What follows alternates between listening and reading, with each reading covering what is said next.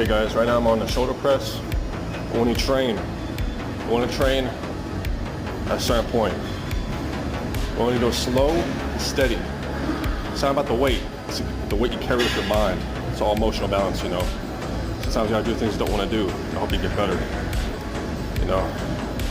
So, you gotta take it steady out just like this. Let me show you.